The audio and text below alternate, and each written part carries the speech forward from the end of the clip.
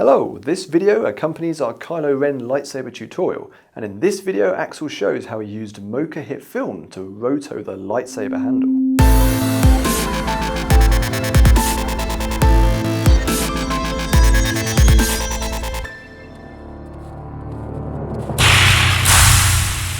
I'm Axel Wilkinson for HitFilm.com, and we are going to look at how you can quickly rotoscope moving objects in HitFilm 4 Pro using mocha HitFilm. If you want to follow along, please download the accompanying project file. So in the finished shot comp, we have a bunch of points for positioning the effects, we have our footage, and then we have 3 particle layers creating the main blades of the light sword.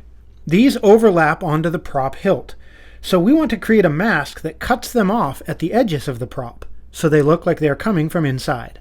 This existing hilt mask layer is simply a duplicate of the footage, which uses a mask so only the hilt is visible.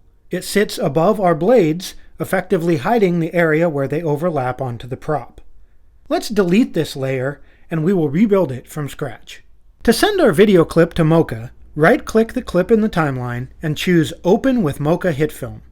Now, since I have already done this, and I have a project that uses this name, I get this message asking if I want to overwrite the project.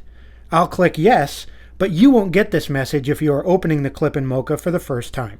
Once the clip opens in Mocha, the in and out points will be set to the same in and out points that are used on the HitFilm timeline. If we jump back into HitFilm, you are probably familiar with the option to create a new solve using mocha HitFilm in the media panel.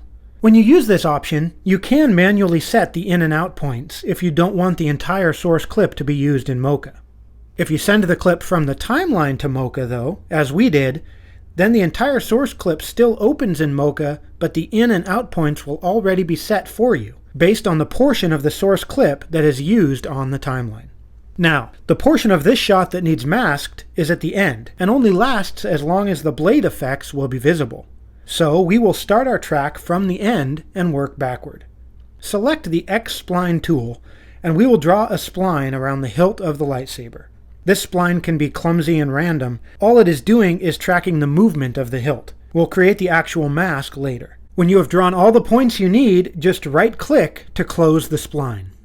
So, with a rough shape drawn, we make sure the minimum percent pixels used is nice and high at 90%, and click the button to start tracking backward. The hilt is going to disappear from view, so naturally the track will get lost, at which point we can stop. The point where it is lost is actually before the blades appear, though, so we have all the tracking we need on this layer. Rename the layer to Hilt Track, and now we will create the mask. Move back to the last frame, select the X-Spline tool again, and this time carefully draw a mask around the shape of the hilt. If you want to zoom in, hold Z and drag the mouse upwards. On this top key-in, where you can see into the emitter, make sure you keep the mask on the closer edge, so only the front of the hilt is masked. Adjust the points as needed so you have a nice tight spline around the hilt. Now this next step is the key to rotoscoping in Mocha. Rather than track this spline, we are going to use the tracking info from the spline we created earlier. In the layer properties, open Link to Track and select our hilt track. Let's rename our current layer to Mask to keep things clear. To review, we are using 2 layers, one rough track to handle the general movement, and a second layer linked to that tracking to create the more precise mask we need. There are still going to be occasional wanderings in the mask that need correcting, but by linking our mask to a rough track, it greatly reduces the number of keyframes that we need to create. So work through the footage, adjusting the position of the mask, or its shape as necessary, to realign it with the prop. If you want to move the entire mask, just drag to select all the points, then move any one of the points to reposition it. Individual points can just be dragged to reposition them. Keep this up until you are happy with the mask's position. Here I have a nicely tracked mask spanning 70 frames using only 3 keyframes. Not too shabby. Of course, if you're masking a more complex subject like a person, then more keyframes will likely be necessary, but you can still save a load of work by using Mocha for your roto. Once we have the mask done, we need to export it so we can use it in HitFilm. This doesn't require a camera solve or anything. It's done right in the track parameters by clicking Export Shape Data. Make sure you have the mask layer selected, then click the Export Shape Data button. Click Save, then give your new composite shot a name. I'm going to use Hilt Roto Mask.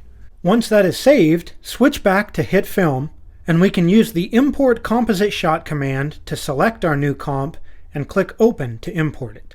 It opens in a new timeline, and we just want to copy the entire video layer with its mask, then move to our finished shot comp, which contains our effects, and paste it in. Reposition the layer on the timeline so it starts at frame 0 and sits right above our blade effects, and it automatically lines right up.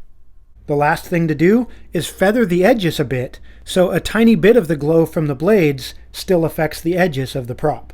Open the mask controls and adjust the feather to suit your taste. I used a feather of 3. And there you go. You now know the basics of creating a rotoscoped mask in Mocha HitFilm. If you haven't seen it yet, check out the accompanying tutorial where we discuss how to create the other effects in the shot we used this mask for. Thanks for watching. Make sure you subscribe if you don't want to miss any future episodes. We release a new one every Tuesday.